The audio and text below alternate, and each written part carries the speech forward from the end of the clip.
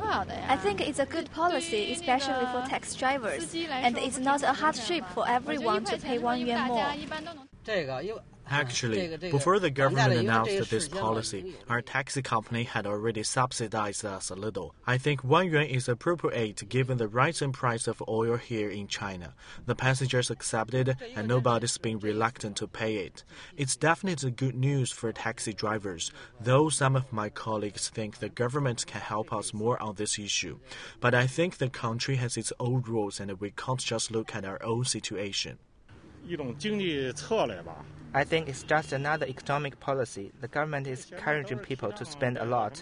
I think the government should consider normal people's lives. Now there is a wide gap between the rich and the poor. This additional 1 yuan is like adding another tax to swell the country's coffers. Taxi drivers don't have right to say if the government will change the price by 1, 2, or 3 yuan.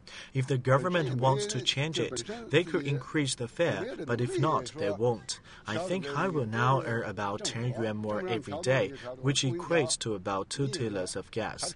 If oil price continues to rise, I think the government will implement another subsidy policy for us. I think 1 yuan is okay, but I won't accept if I need to pay an extra 5 yuan. It shows that government cares about us. Everyone has different opinion as to whether 1 yuan is enough or not. But the government has its own problems, and we need to understand that. Not simply ask the government to give us more when we face the problems.